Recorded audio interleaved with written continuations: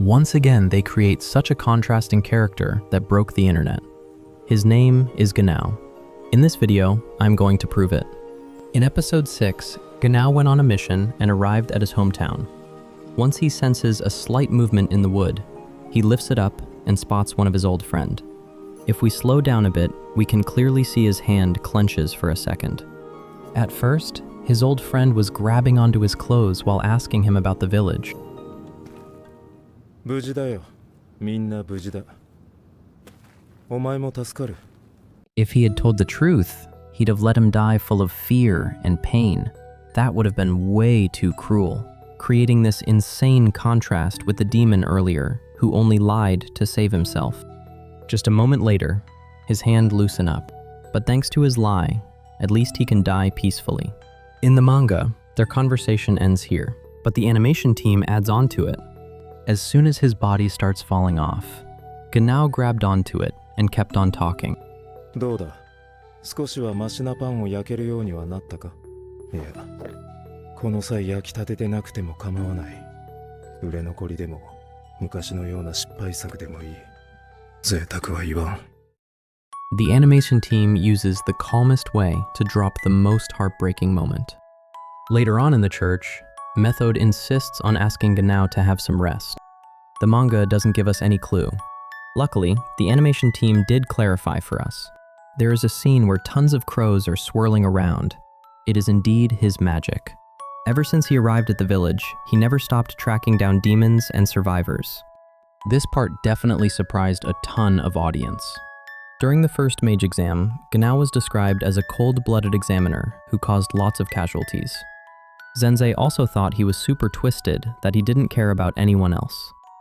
But in this episode, the author shows us a completely different side of him. なんで私たちではなく、こいつらなんだろうな。この村の奴らは私たちと違って、戦いの道を選んだわけじゃない。He believes that the candidates who chose to fight as a mage should be responsible for their own death. However, he feels sorry for the villagers, as they didn't deserve to die. This mindset actually comes from his core belief, a pursuit of absolute accuracy. The animation team even added a flashback, making the whole atmosphere much heavier. Next, I want to talk about his former partner, the person who changed his life. We can see both of them are having a great time. The animation team also added a few original additions. However, his death changes how he sees the world. He starts to believe that saving a child with his life is foolish. He even told Stark his kindness will cost his life. However, in the latest episode, we can clearly see another contradiction. During his fight with Divine Revolt, the moment a child is in danger, he immediately flew in front of her and saved her life. Deep down, he knew it was probably a trap, but his body just acted on its own. Most importantly, when he nearly passed out due to several injuries, his subconscious still able to point the finger at Stark, implying others to save him first.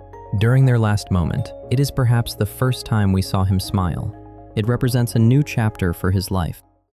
Now, I want to talk a little bit more about his magic. From the setting, magic directly reflects personality and background. Like Ubel watching her sister sew as a kid, so she developed cleaving magic. As for Viaberu, before the kill, he wanted a few extra seconds to hesitate. That's why he mastered the binding magic. As for Genau, his magic is to create a pair of wings from Niello. It perfectly matched his personality. Even though he is tough and stoic on the surface, deep down, he is a good person. In the end, I want to share with you a fun fact. Both Method and Fern banned the two of them from having late-night snacks. The animation team even added an original line. お前も苦労しているようだな。 I believe male audience can easily resonate with them. No matter how strong we are to the external world, when we get back home, we still gotta follow their rules. If you think this video is decent, please hit the like button so that more people can see it. See you in the next video.